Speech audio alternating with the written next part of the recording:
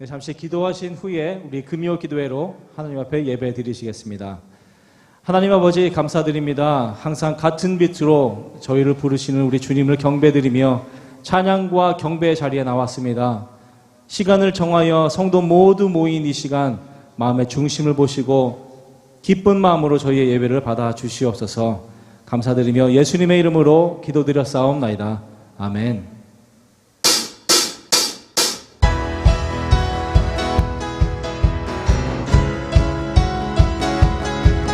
이 시간 큰 소리치며 우리 주 앞에 찬양 올려드립니다.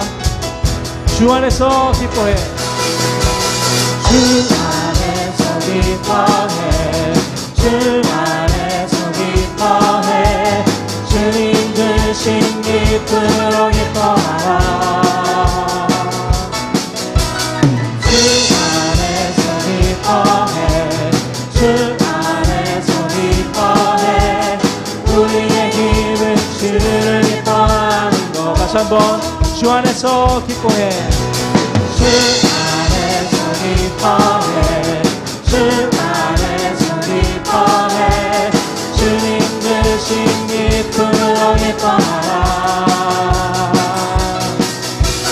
주 안에서 기뻐해, 주 안에서 기뻐해, 우리의 힘은 주를 기뻐하는 것. 기뻐 춤을 추며 기뻐 춤을 추며 크게 소리 높여 살아계신 주의 이름 내 마음 나의 찬양해. 주를 바라볼 때 생이 주시니 우리의 힘은 주를 기뻐하는 것. 주 안에서 기뻐해, 주 안에서 기뻐해, 주 안에서 기뻐해, 주님 주신 기쁨으로 기뻐하라. 주 안에서 기뻐해, 주 안에서 기뻐해, 주의 힘은 주를 기뻐하는 것. 기뻐 춤을 추며 기뻐 춤을 추며 크게 소리 높여 살아계신 주의 이름 내 마음 다해 찬양해.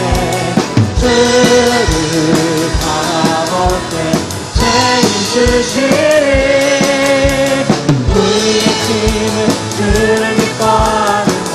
기뻐 춤을 추며 기뻐 춤을 추며 크게 소리 높여 살아계신 주의 이름 내 마음 다해 찬양해. 주를 바라볼 때 책임지시니 우리의 힘은 주를 기뻐하는. 우리의 힘은 주를 기뻐하는 것. 우리의 힘은 주를 마지막으로 우리의 힘은 주를 기뻐하는 것. 우리의 힘은 주를 기뻐하는 것.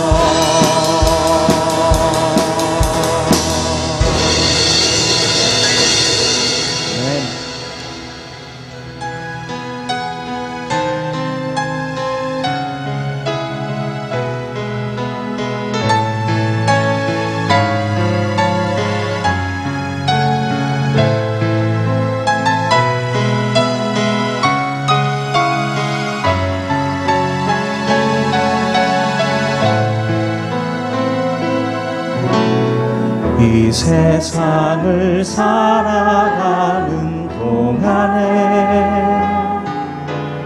나의 힘을 의지할 수 없으니 필요하고 낙심하지 말 것은 주께서 참 소망이 되시니. 이 세상을 살아가는 동안에 이 세상을 살아가는 동안에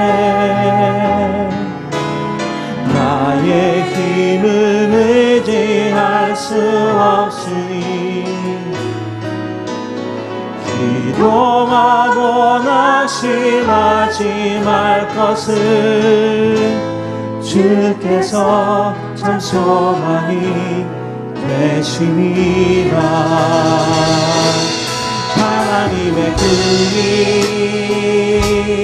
나의 비전이 되고 예수님의 성품이 나의 인격이 되고 성령님의 권능이 나의 능력이 되길 원하고 바라고 기도합니다.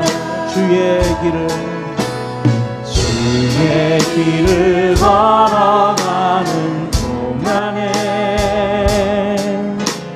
세상의 것 의지할 수 없으니 감사하고 낙심하지 말 것을 주께서 참 소망이 되심이. 하나님의 꿈이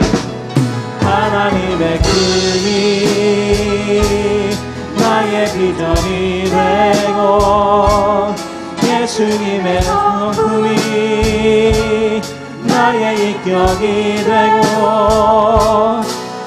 성령님의 권능이 나의 능력이 되길 원하고 바라고 기도. 다시 한번 합니다. 주의 길을 걸어가는 동안에 세상의 것 의지할 수 없으니 감사하고 낙심하지 말 것을 주께서 참 기쁨이 되심이라. 하나님의 꿈이 나의 비전이 되고 예수님의 성품이 나의 인격이 되고 성령님의 권능이 나의 능력이 되길 원하고 바라고 기도한 하나님의 꿈이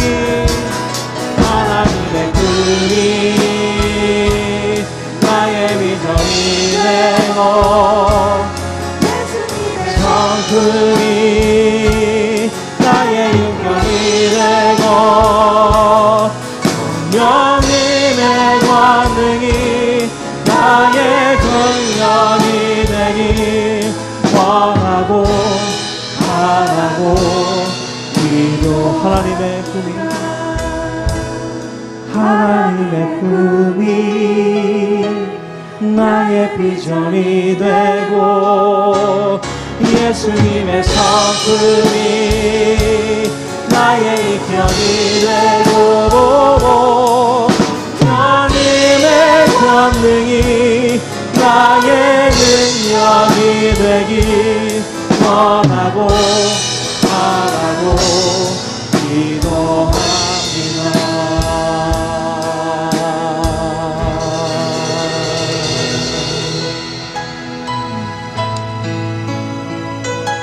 우리 주님 부르신 곳에서 저희가 항상 예배하는 그 마음으로 이 시간 주님께 나아가기를 원합니다.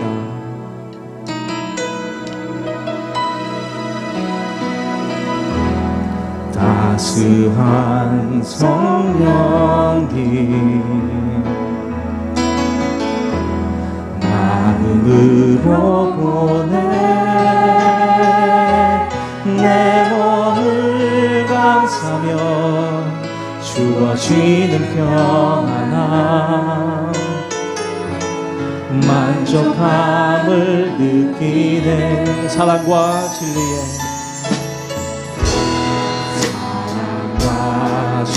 주기에 아주 깊이 보내 내 몸을 감싸며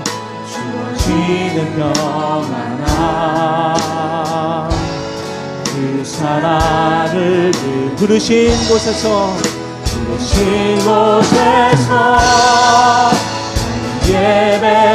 예배하네. 어떤 상황에도 나는 예배하네. 부르신 곳에서 예배하네.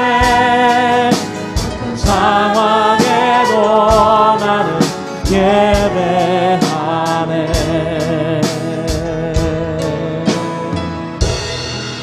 우리를 만드시고 생명을 허락하신 하나님은 우리의 찬양을 받으시기에 합당하신 분이심을 믿으십니까?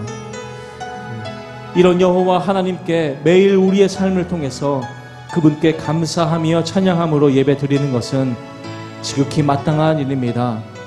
세상의 어지러운 정세와 질병이라는 이 여리고 성 같은 큰 성 앞에 하나님은 우리를 세워놓으셨습니다. 이를 넘어뜨리려고 정복하는 것은 창과 방패가 아닌 하나님을 찬양하는 것입니다. 하나님께서 무너뜨리시고 개입하심으로 정복하는 이 모든 과정에 전적인 그분께 드리는 생활의 예배와 찬양이 지금 저희에게 주어진 명령이라고 믿습니다. 이 시간 같이 기도하실 때에 어떠한 일이 있더라도 주님을 찬양하며 예배하는 온 가정과 이 나라와 온 세계가 되게 하옵소서라고 우리 주님께 기도로 나아가시겠습니다. 아버지 하나님, 오늘 이 시간 주님의 예배의 자리에 나오게 해주심을 너무나도 감사드립니다. 저희들이 이 큰 재난에 앞서서 저희를 불러주신 그 이유와 목적이 있는 줄 압니다. 저희는 그저 이 삶을 영위하는 것뿐만 아니라 아버지 하나님께 마땅히 예배드리며 찬양하는 아버지 그 목적으로 저희를 세워주시고 저희를 태어나게 주셨사오니 오늘 이 시간에 이 자리에 나와 함께 모여서 주님 앞에 예배를 드리며 그 이름을 높여 드립니다. 아버지 하나님, 여리고성 같은 이 큰 세상에 어려움에 처했을 때에 아버지 하나님 찬양대를 먼저 불러주셔서 주님께 찬양과 경배함으로 결국에는 그 여리고성 같은 이 세상을 무너뜨리실 것이라 저희들 확실하게 주님 믿사오니 아버지 하나님, 그 어느 것도 아닌 저희들 아버지 하나님을 찬양함으로 저희들 이 세상에서 아버지 하나님 맞설 수 있는 그러한 믿음 주님께서 허락하여 주시기를 간절히 바라고 원하옵나이다. 그 어느 것도 아닌 세상에 있는 창과 그러한 활이 아닌 아버지 하나님을 찬양함으로 아버지 하나님을 경배드림으로 이 모든 것을 이겨낼 수 있도록 주님 인도하여 주시옵소서. 아버지 하나님 경배드립니다. 아버지 하나님의 이름을 높여드립니다. 아버지, 그래서 이 온 인류가 아버지 하나님께 영광 돌리시고 주님 기뻐 받으시도록 아버지 하나님 저희들 이 시간 모여 아버지 하나님을 찬양할 수 있도록 주님 인도하여 주시옵소서. 부르신 곳에서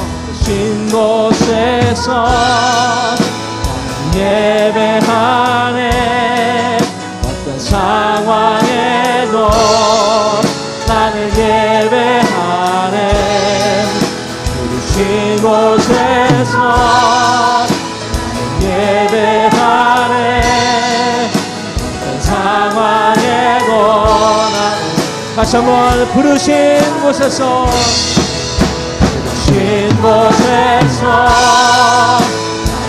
예배하네. 어떤 상황에도 나는 예배하네. 부르신 곳에서 예배하네. 어떤 상황에도 나는 예배. 내가 걸어갈 때 걸어갈 때 길이 되고 살아갈 때 삶이 되는 곳에서 예배하네. 내가 걸어갈 때 길이 되고 살아갈 때 삶이 되는 그곳에서 예배하네. 내가 걸어갈 때 길이 되고 살아갈 때 삶이 되는 그곳에서 예배하네. 내가 걸어갈 때 길이 증인이 되고 살아갈 그 삶이 되는 그곳에서 예배하네. 부르신 곳에서 예배하네. 어떤 상황에도 나는 예배하네. 부르신 곳에서 나는 예배하네. 어떤 상황에도 나는 예배하네. 어떤 상황에도 나는 예배. 어떤 상황에도 나는 예배하네. 아멘. 어떤 상황에도 예배 드릴 수 있는 저희들 되기를 원합니다. 주님 감사합니다.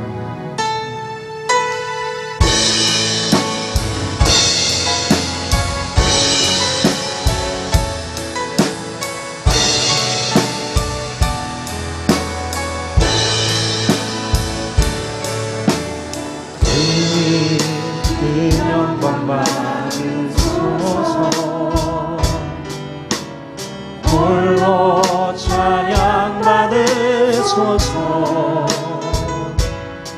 모든 이름 위에 뛰어난 그 이름 온 땅과 하늘이 다 찬양해. 겸손하게 우리 그 복 주 이름 앞에 영광 돌리세. 모두 절하세. 동생자의 예수 주님께 찬양 드리리. 모든 영광과 존귀와 능력 받으소서.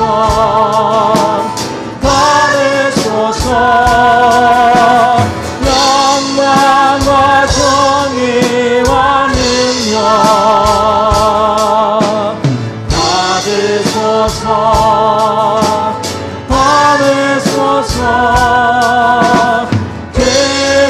그리스도 살아계신 하나님. 다시 한번 주님 큰 영광. 주님 그 영광 받으소서. 홀로 찬양 받으소서. 모든 이름 위에 뛰어난 그 이름 온 땅과 하늘이 다 찬양해. 겸손하게 우리 꿇고 주 이름 앞에 영광 돌리세. 모두 절하세.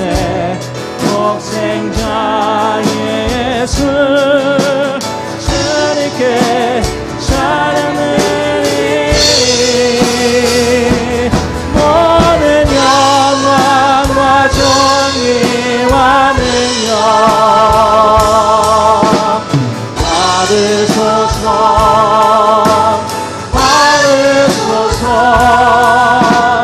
영광과 존귀와 능력 받으소서.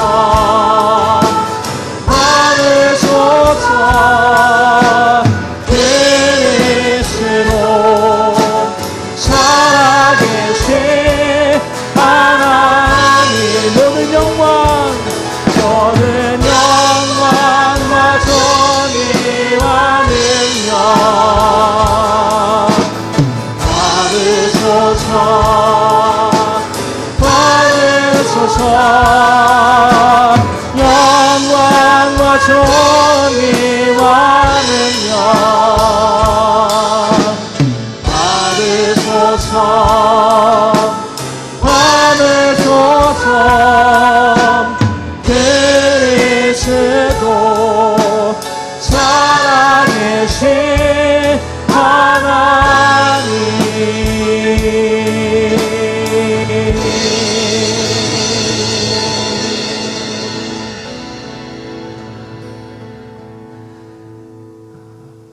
난곡불락 같은 이 세상에 저희를 찬양대회 앞으로 먼저 세워주신 주님 너무나도 감사드립니다. 그 어떤 것보다도 찬양과 예배드림을 통하여 이 세상의 모든 것을 물리칠 수 있다고 말씀하신 아버지 하나님, 오늘 이 시간 주님께 경배드림으로 아버지 하나님께 영광을 돌리며 이 세상의 모든 일을 주님께서 주관하시는 줄 아오니 아버지 하나님, 그 믿음을 가지고 담대하게 나갈 수 있는 저희 모두가 될 수 있도록 주님 인도하여 주시옵소서. 주님의 말씀이 저희들의 바탕이 되어 아버지 이 세상에 나갈 때 아버지 승리할 수 있는 저희들 될 수 있도록 주님 인도하여 주시옵소서. 모든 것 감사드리며 예수님의 이름으로 기도드렸사옵나이다. 아멘.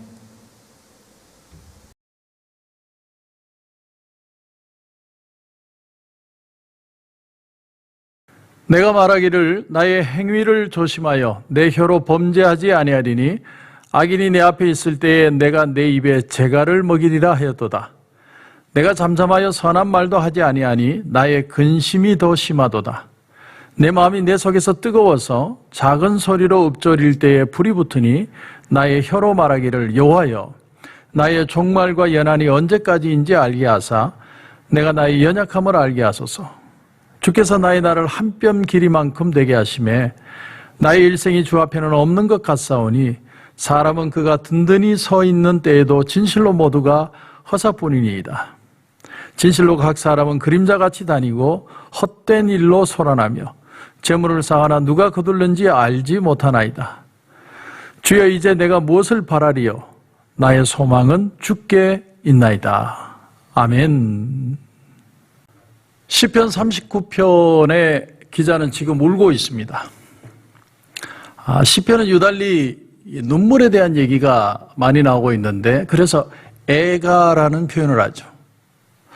에발트라는 신학자는 모든 시편에 나오는 애가 중에 오늘 39편이 가장 아름답다 이렇게 표현을 합니다.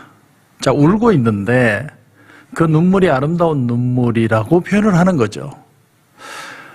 왜 오늘 시편 39편의 이 시편 기자의 눈물이 가장 아름다운 눈물이었을까? 오늘 여러분 1절을 보시면 1절에 내가 말하기를 나의 행위를 조심하여 내 혀로 범죄하지 아니하리니 악인이 내 앞에 있을 때에 내가 내 입에 재갈을 먹이리라 하였도다.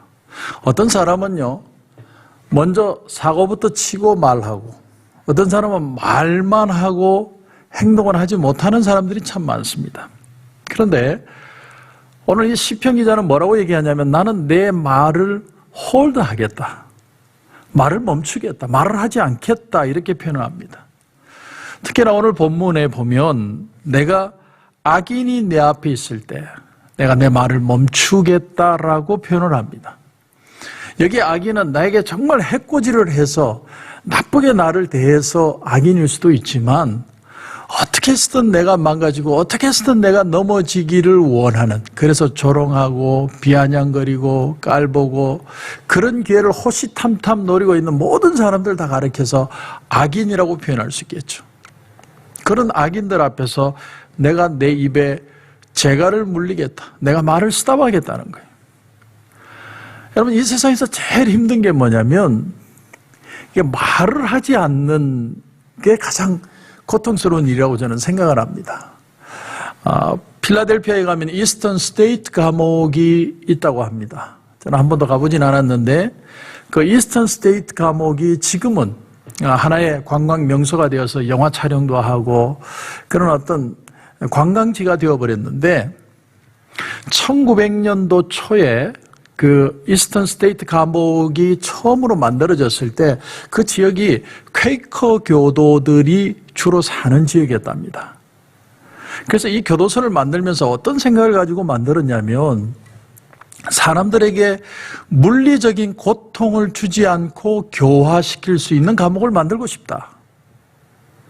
그래서 그 당시에 그 백악관에도 상수도 시설이 완벽하지 않을 때에 상수도 시설을 완벽하게 해주고 거기에다가 중앙난방장치를 완벽하게 해줘서 정말 호텔 같은 그런 감옥을 만들었다는 겁니다. 자, 그게 이제 죄수들이 수감이 되는데 죄수들에게 요구하는 건 딱 하나밖에 없대요. 다른 건 아무것도 원하지 않아요. 하나, 침묵. 말하지 마. 침묵. 그것만 지키면 되는 거예요. 그래서 그 죄수들에게 각자에게 방을 하나씩 다 주고, 또 밥 먹는 시간에 나와서 같이 밥을 먹으면 자기도 모르게 말을 해야 되니까 밥조차도 간수들이 직접 다 갖다 줬답니다. 그런가 하면 간수들이 그 복도를 걸을 때 따박따박 소리가 나니까 그 소리 안 나게 하려고 덧신까지 신고 아주 조용하게, 쥐 죽은 듯이 조용하게 감옥소를 유지를 했다는 거죠. 그런데 이 재소자들이요, 가장 가기 싫은 감옥이 바로 그 감옥이에요. 여러분, 역설적으로 우리에게 말해주는 게 뭘까요? 사람은 침묵을 제일 힘들어한다는 거죠. 내가 말을 멈춘다는 것만큼 고통스러운 게 없다고 생각을 하는 겁니다. 여러분, 때때로 하나님이 우리를 침묵시킬 때가 있습니다.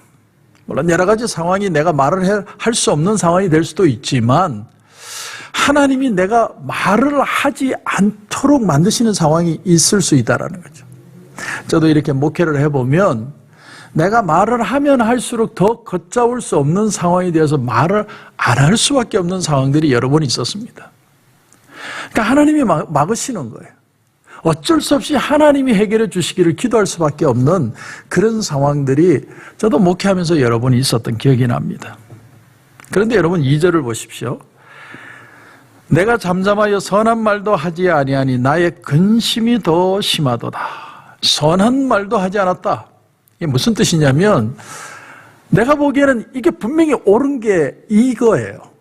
저 사람이 지금 불의하게 행동하는 게 눈에 보여요. 저거 가만두면은 불의로 갈 것 같아.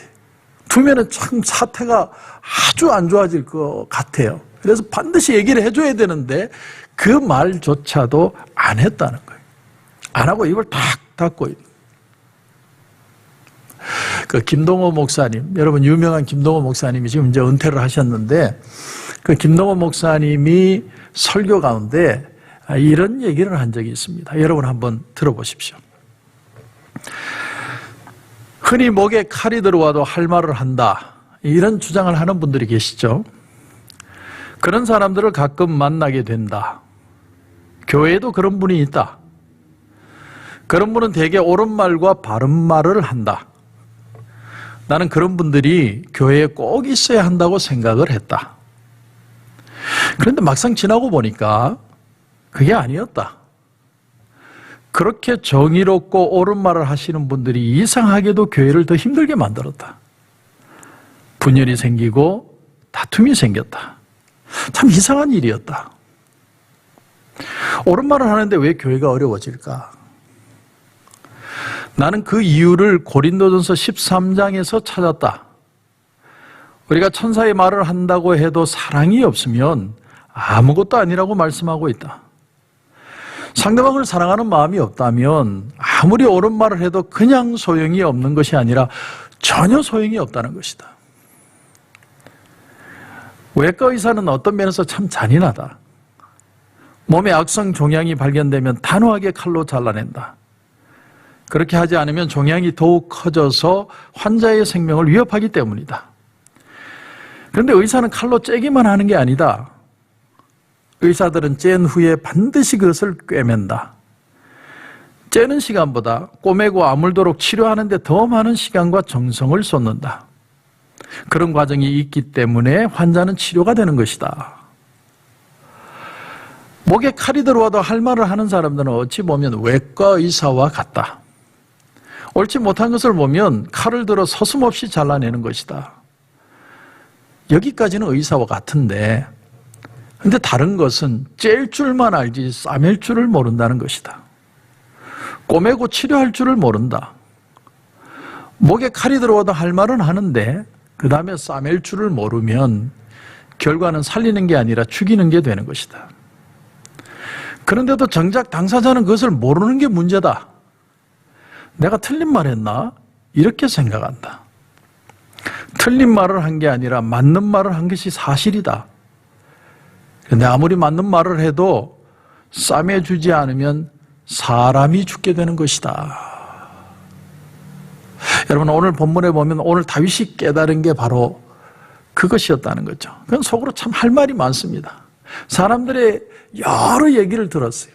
그 얘기를 들으면서 이건 내가 이거 반드시 이걸 잘못된 오해를 풀어줘야 돼. 다윗의 그런 답답한 마음이 있었다는 거죠. 그런데 그런 얘기를 하고 싶을 때 내가 잠잠해서 선한 말도 옳다고 생각되는 말조차도 하지 않았다는 거죠. 그런데 성경은 절대로 비이성적이거나 비상식적인 책이 아닙니다. 어떤 일이든 시작이 있으면 끝이 있고 원인이 있으면 결과가 있죠. 그렇게 막 시인이 참고 속으로만 꾸역꾸역 참고 있다 보니까 어떤 일이 일어나냐면 3절을 보십시오. 내 마음이 내 속에서 뜨거워서.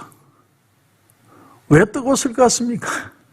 속에서요 분이 올라오는 거예요. 참다가 보니까 막 분이 올라와서 견디질 못하는 거죠. 그 공동번역을 보면 더 리얼하게 표현을 했습니다.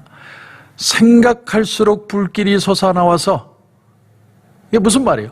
혼자 있을 때 더 열불 난다는 거죠. 그 생각만 하면 할수록 더 열이 나는 거예요. 견딜 수가 없는 거예요. 막 분이 올라와서.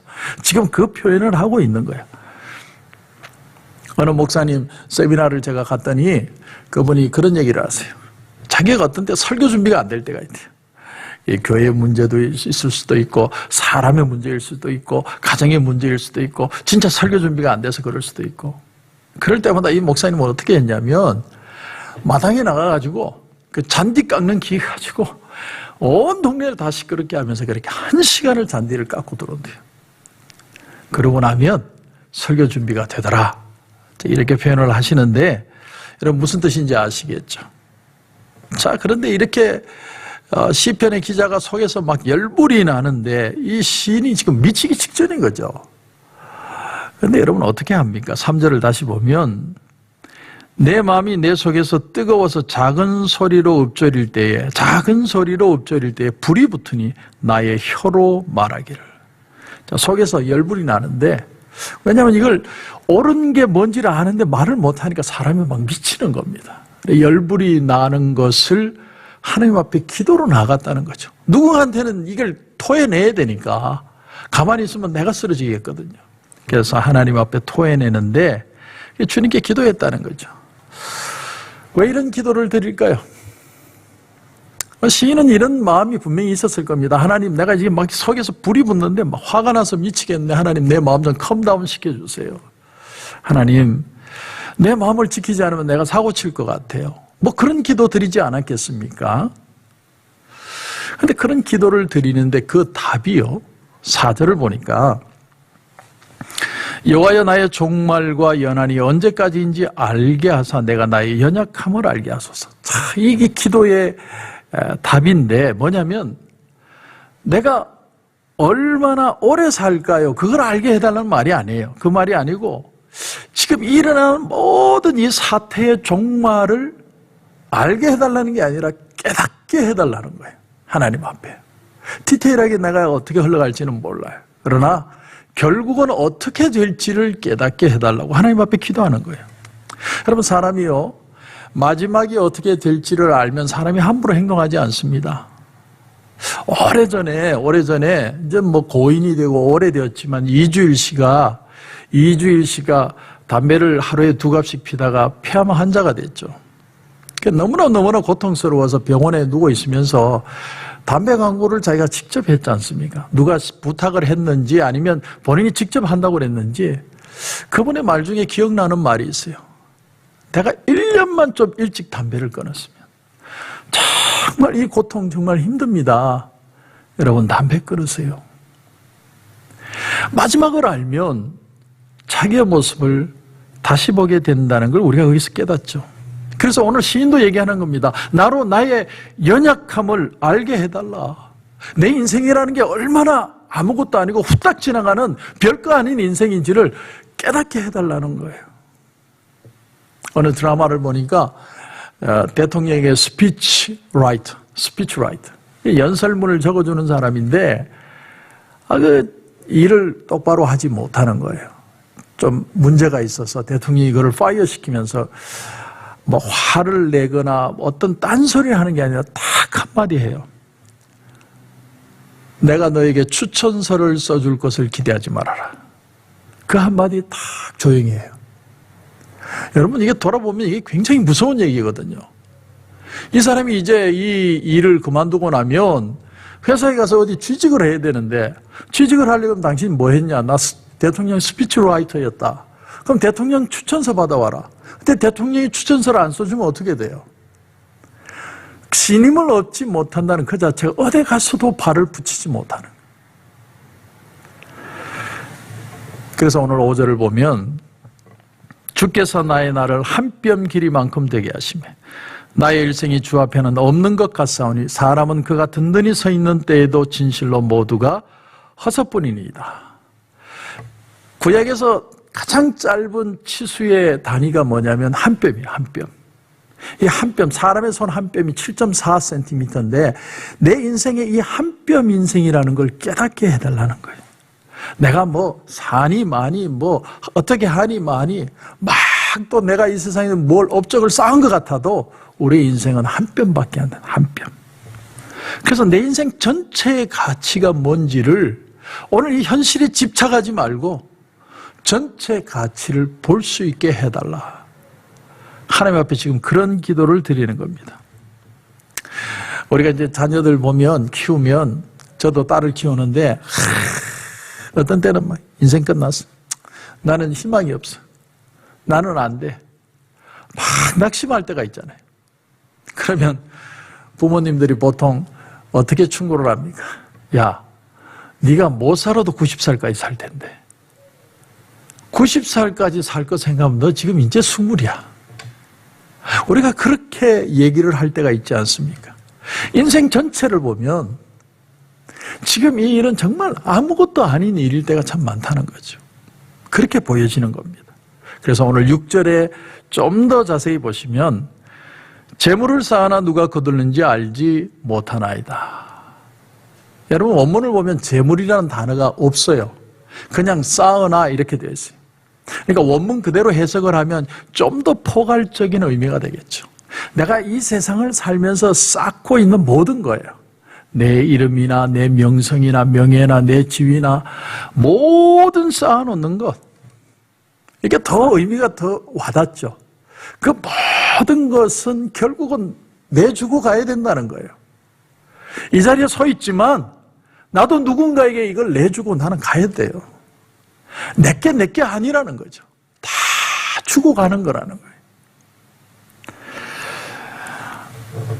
신기루 같다. 그걸 우리에게 말해줍니다. 그러니까 해 아래 우리가 이 세상을 살면서 내 거라고 말하고 내 소유라고 주장할 것이 뭐가 있느냐는 거예요. 그렇게 악착같이 쥐고 있어도 결국은 다 주고 떠나야 된다는 거예요. 그래서 드디어 오늘 말씀의 7절에 보면 고백이 바뀝니다. 이 시인의 고백이 확 바뀌어버려요. 보시면 주의 이제 내가 무엇을 바라리요 나의 소망은 주께 있나이다. 이 원문을 보면요 그 절의 구성도 세 절 이렇게 오다 갑자기 여기서 두 절로 확 바뀝니다. 그러니까 절의 형태도 바꾸면서 완전히 분위기가 반전되는 걸 얘기를 하고 있는 거죠. 그러니까 내가 정말 소망을 가질 내 소망의 주체가 누구냐, 정말 내가 소망을 가질 한낱 인생 손뼉만한 인생이 정말 소망을 가질 그 길이 과연 누구냐, 그 소망은 바로 주님이다. 이 표현을 절의 형식까지 바꿔가면서 시인이 고백하고 있는 겁니다. 그동안 내가 말도 못하고 내가 그동안 어떤 행동도 하지 않고 이렇게 꿋꿋이 견뎌내는 속에서 열불이 나가지고 결국은 하나님 앞에 누군가한테는 얘기를 해야 되니까 하나님 앞에 내가 기도를 하다가 결국 깨달은 게 뭐냐면 내 소망은 주님밖에 없구나. 그거 하나 깨달은 겁니다. 내 소망은 주님밖에 없는 거예요. 내 인생도 아무것도 아닌 거예요. 다 그림자 같은 거예요. 잠시 지나가는 것 속에 정말 변치 않는 건 예수님밖에 없다는 것을 시인이 깨달았다고 토로하는 겁니다. 그런데 이런 놀라운 비밀을 깨닫고 나니까 8절에 시인의 입에서 이런 고백이 드디어 터져 나옵니다.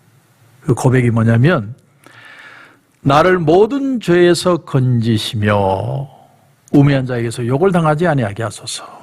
자, 주님을 만나니까 내가 인생의 어려움을 가지고 주님 앞에 막 기도하다가 정말 산과 같은 주님을 탁 만나고 나니까 내가 깨닫는 나의 모습이 뭐냐면 나는 죄인이더라는 거예요.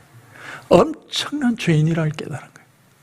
베드로가 고기를 잡다가 한 마리도 못 잡았을 때 주님이 그 바닷가 요새서 깊은 데로 가서 그물을 던져라.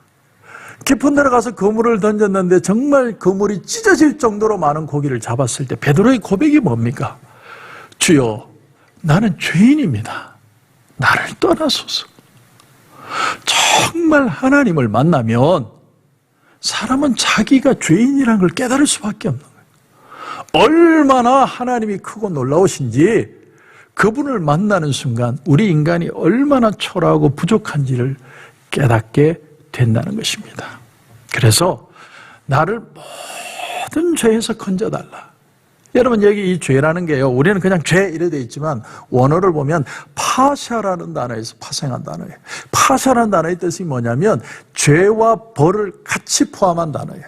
여러분, 죄를 지으면 마음의 고통이 있잖아요. 그러니까 그 죄만이 아니라 죄로 인한 고통까지 다 치고 있는 이게 겹쳐진 단어의 의미라는 거예요. 그 고통에서 나를 건져달라는 거예요.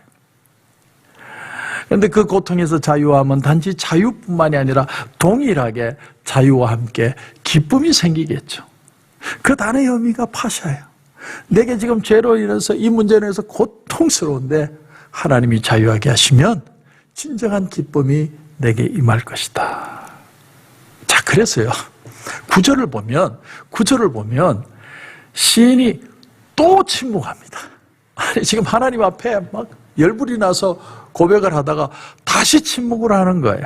참 특이하죠. 자, 다시 보시면 9절에 보시면 내가 잠잠하고 입을 열지 아니하면 또 침묵한다는 거예요.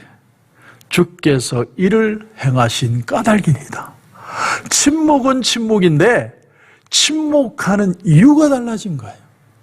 지금까지는 원인을 몰라서 너무 답답한데 하나님이 왜 막으시는지 모르겠지만 내가 말을 못해서 억울해서 입을 막고 있었지만 하나님, 놀라운 하나님의 은혜와 소망을 경험하고 나니까 하나님께서 이 모든 세상을 주관하고 계시고 하나님이 이 모든 문제를 해결해 내실 것이라는 게 믿어지기 때문에 나는 입을 벌릴 수가 없다라는 거예요. 그래서 침묵하는 거예요. 같은 침묵이란다는데 수준이 달라진 거예요. 하나님이 살아계시기에, 하나님이 갚아주실 것이기에 나는 말을 할 수가 없다라는 거예요. 하나님께 영광을 돌리는 침묵입니다. 그러면서 12절에 보시면 여호와여, 나의 기도를 들으시며 나의 부르짖음에 귀를 기울이소서. 내가 눈물을 흘릴 때에 잠잠하지 마옵소서. 나는 주와 함께 있는 나그네이며 나의 모든 조상들처럼 떠도나이다. 내 인생이 마치 하나님을 만나고 나니까 유학생처럼 선교사처럼 어떤 지역에 가서 잠시 동안 머물지만 언젠간 돌아올 고향이 있는 것처럼 그런 인생이 내 인생이라는 걸 깨달았다는 거예요. 내 인생이 나그네라는 거예요. 그래서 하나님에 대해서 느끼는 감정도 달라진 거예요. 옛날엔 하나님이 뭘 주시는 게 내 인생의 진짜 가치라고 생각했는데 나그네라는 마인드를 가지게 되니까 하나님이 함께 하시는 게 최고의 가치라는 걸 깨닫게 된 것이죠. 그래서 나의 모든 조상들처럼 내가 떠돌지만 주님, 나와 함께 하심의 역사를 보여달라는 거예요. 하나님이 함께 계심을 알게 해달라.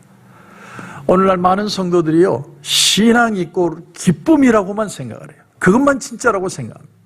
하지만 신앙인에게도 많은 눈물이 있다라는 걸 표현하는 게 오늘 시편입니다. 그 많은 애가, 그 애가가 우리에게 보여주는 게 과연 뭘까요? 놀랍게도 이 애가를 통해서 우리가 배우는 건 하나님은 독재자가 되기를 원하시지 않으신다는 역설을 깨닫게 돼요. 무슨 말이냐면 하나님은 여러 다양한 소리를 듣기를 원하신다는 거예요. 할렐루야 하면 하나님은 살아계십니다. 맨날 그런 소리 남발하는 걸 원하는 게 아니라 하나님 왜 이래요? 왜 나 이래 고통당해야 돼요? 나는 왜 이렇게 살아야 돼요? 여러 가지 다양한 소리를 하나님은 듣기를 원하신다는 거예요. 그런데 그 소리를 내뱉고 하나님 앞에 토로하면 그 자리에서 하나님은 우리의 신앙을 성숙시켜 가신다는 거예요. 이것이 우리 신앙의 진짜 비밀이에요. 진짜 비밀. 유기성 목사님의 설교를 듣다가 그런 얘기를 좀 들었습니다. 그래서 같이 좀 소개하려고 합니다. 그러니까 아프리카 코스타, 그러니까 남아프리카 공화국에 가서 코스타 대회를 하신 적이 있대요.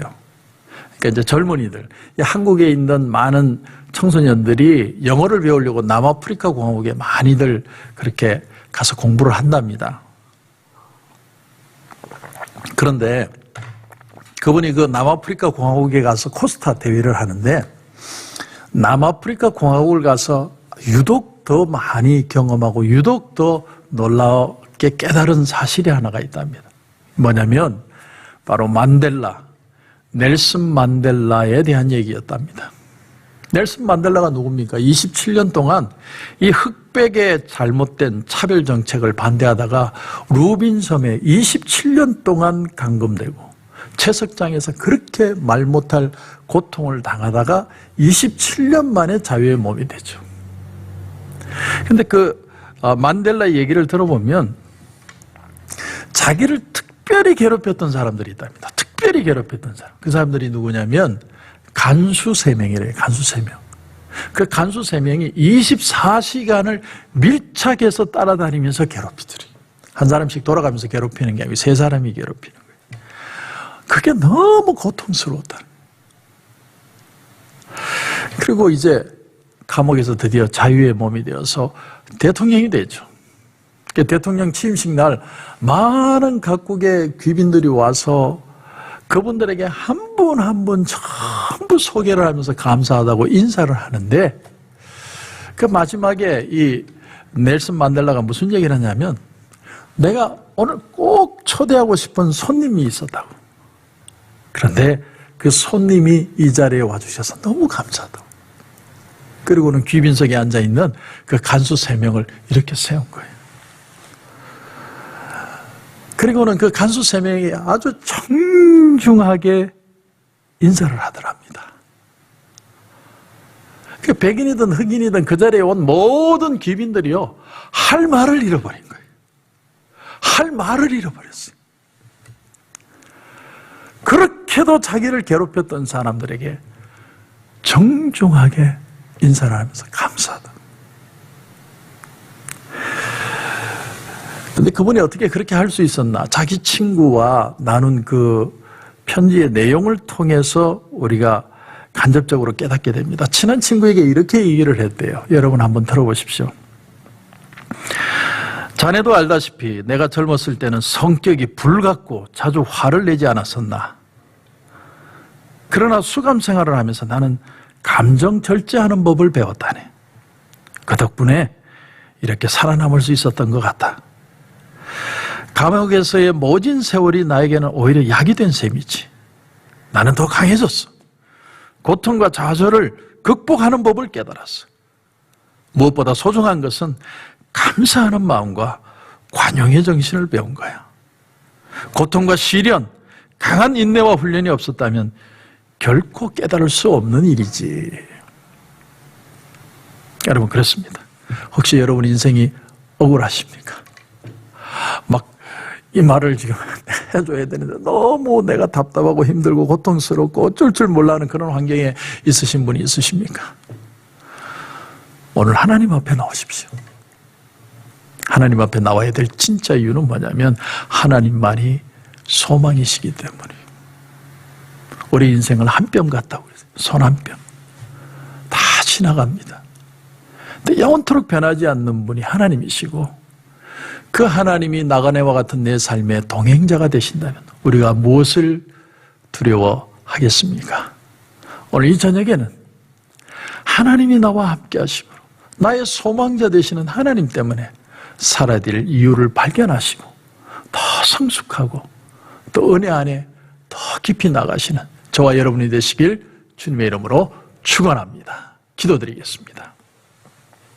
하나님 은혜를 감사합니다. 오늘 시편 39편의 기자는 눈물로 시편을 시작합니다.